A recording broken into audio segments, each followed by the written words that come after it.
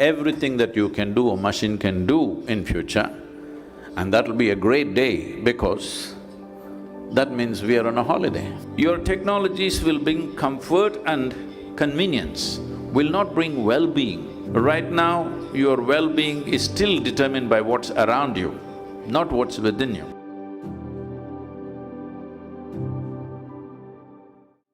Anything that can be built by storage of memory and access to memory and analysis of this memory and expression of this memory, everything that you're doing through your intellect and thinking that is you, can be done by a machine at some point.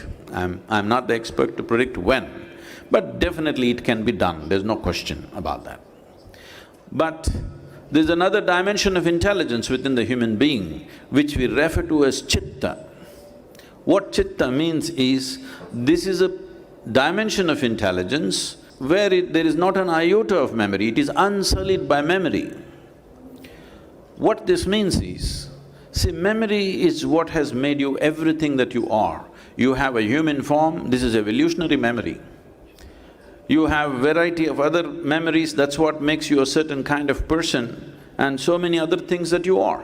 Your professions, your capabilities, your knowledge, everything is because of memory. But memory is also a defining boundary.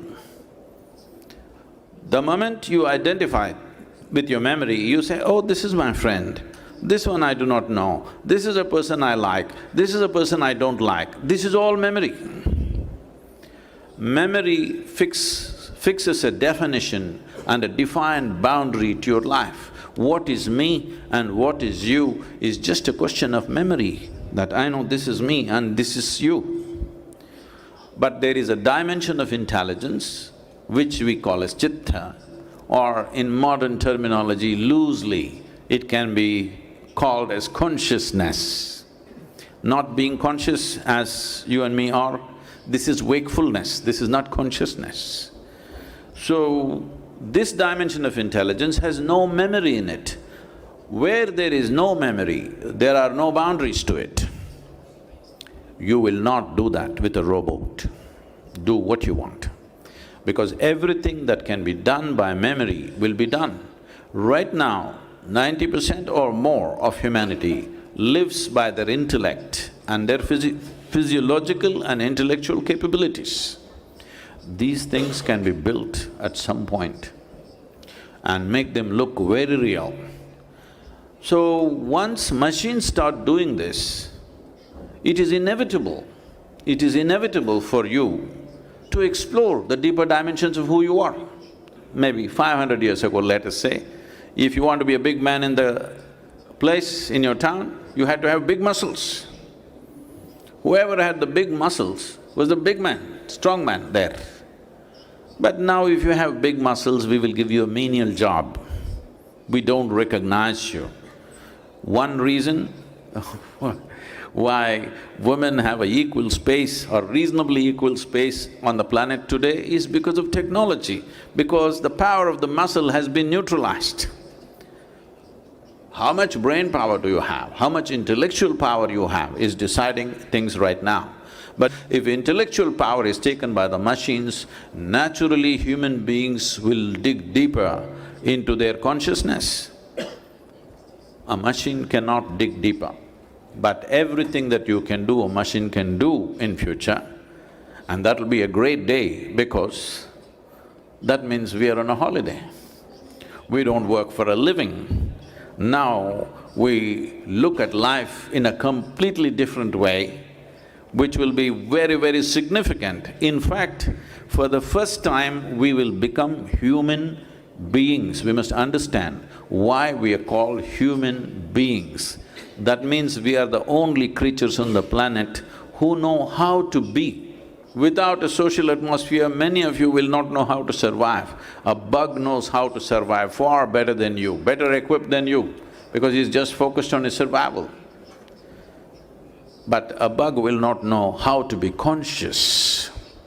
You can definitely build a bug. It's very interesting that today in the computer technologies we are using these words, that's a bug, it's a virus. Definitely. The dangers of this are also there. as the dangers of machines are there even today. For example, the automobiles are killing more people than wars every year after year, they're killing. But we have accepted that as collateral damage, it's part of the thing. We're traveling faster, so some people will die. We have come to terms with that. So similarly, maybe we'll have nano-soldiers. Soldiers won't be human beings going and fighting. We sit here and let loose on other people. At one phase it will happen.